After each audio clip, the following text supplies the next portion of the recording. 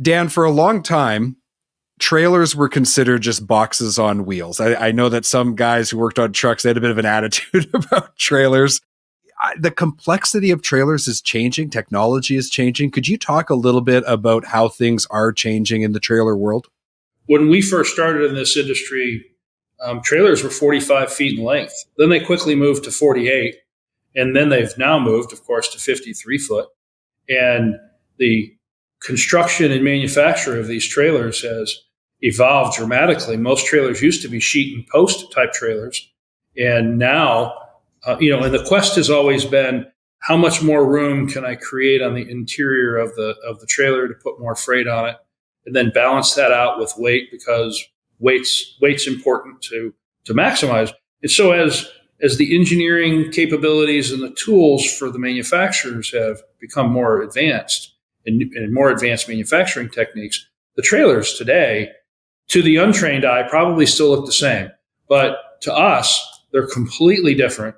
And they're becoming more specified and more specifically built for the applications that they're going to be put into for the first owner.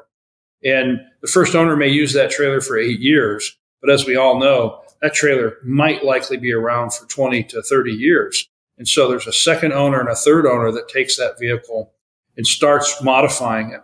Along the way, of course, we've all seen the advent of GPS and things of that nature. So now those companies are coming in, putting trailer tracking. There's barcoding that's going on these trailers so that you can check the trailer in and out of a yard. There's tire inflation systems, all sorts of things to help the operators of these equipment, do things more efficiently to make sure they're squeezing the pennies out of the transportation dollar that's being spent. And we all have to try to keep up as members of this ecosystem as these trailers become more and more complicated and more sophisticated. It's incumbent on companies like ours and David's in order to be able to, again, grab that content, train people on what these parts are, help a mechanic understand, why this component is different than that and why the evolution has occurred. It's been fascinating on something that most people look like my wife, driving down the road. Oh, there's another trailer. And I look at it and go, oh, I've not seen that one before. So, yeah, it's to the trained eye and to the person in our industry. It's really a lot of fun and a great journey.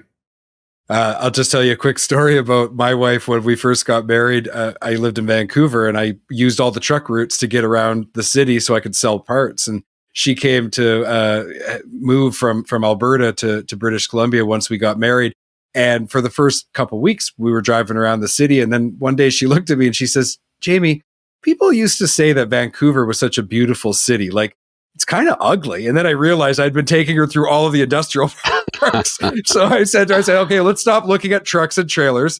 I'll take you on a different road and I'll show you the beauty of this area. And so he took her. And then she's like, oh, now I get it. So yeah, our poor wives, what they have to put up with us truck parts and trailer parts guys. I can't believe she doesn't find this a sexy business.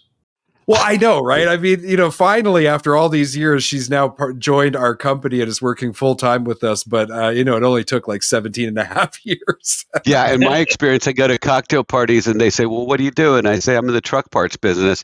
That's pretty much all they want to know, right? They don't want to hear anything more because it's like, really? And then now I can say I'm in the e-commerce business. They're saying, oh, that's exciting. Like, what do you guys sell? And then I say truck parts and they're like, eh. So, I know it's a great business. And I remember telling my wife that we do it. And she goes, oh my God, I can't believe how many trucks I see all day long on the freeways. So she goes, it makes me feel really good that there's so many trucks on the road. Yeah. So it really changes people's perspective of, they don't really think about trucks, and everything in our world revolves around the distributing of parts of everything we buy through a truck or a trailer. It's like everything we do has been touched by a truck or trailer. Yep. Can't get to your door if it's not on a vehicle, right? Yeah. And I think sometimes people think, these big trucks and trailers on the road, they're such a nuisance, but they don't realize it's like, yeah, but everything you've come to rely on and everything that you not only want, but you genuinely need, things like energy for your home to keep you warm and cool in the summer, and food and medicine. And, it's like the list goes on and on and on. That's why I always say the trucking industry is the backbone of society. So certainly is.